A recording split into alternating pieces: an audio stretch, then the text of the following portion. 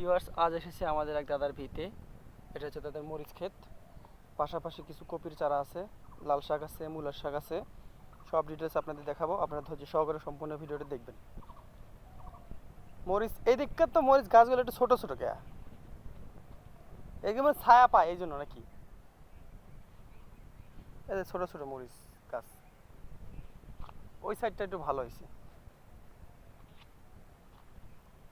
এই যে মূলার এগুলো মূলত মূলার শাক এখনো তুলতেছে না।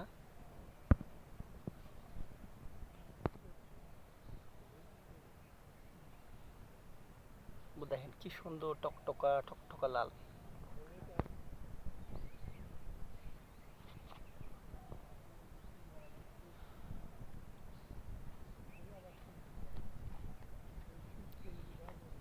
এই গাছ মরিচ গাছ মানে অনেক বড় হবি, তাই না? এই এখনই দেখেন কত বড় হয়ে গেছে, ফুল আসতেছে মরিচ।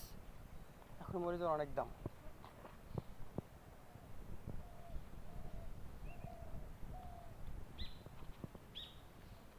এখানে কয় শতক মরিচের জায়গা আছে এখানে লাগাইছেন? কয় শতক? 7-8 শতক। ভালো হয়েছে, আপনাদের নিজের জমি নিড়ানো হইতেছে, গরুর খাওয়ানো হইতেছে। আপনারা আগে গরু পালতেন, এখন পালেন, আপনাদের এখন ভালো হয়েছে না অনেক? আগে ঘাস তো মানুষ নিয়ে যেত, আমরাই নিয়ে যেতাম। এখন তো নিজেরাই খাওয়াইতেছে, নিড়ানো হইতেছে, গরুর খাবার হইতেছে।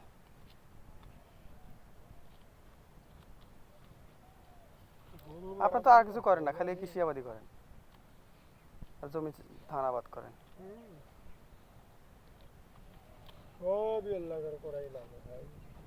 তাহলে এবার পটলের প্রজেক্ট লস গেল নাকি? লস নাকি, যা লাভ হওয়ার কথা ছিল তা হলো না আর কি। না ধরলে বুদ্ধি আছে। কপির ফুল এখন আসে নাই,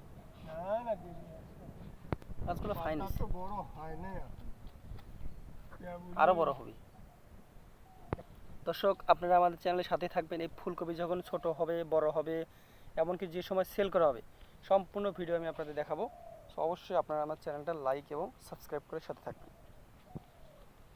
আমরা একটু খুঁজতেছি যে কোথাও ফুল টুল ধরছে নাকি। ফুল ধরবে আরও হয়তো 15-20 দিন পরে।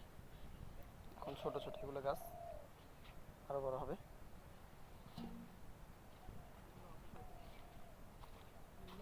এই যে মরিচ গাছ ফুল আসতেছে।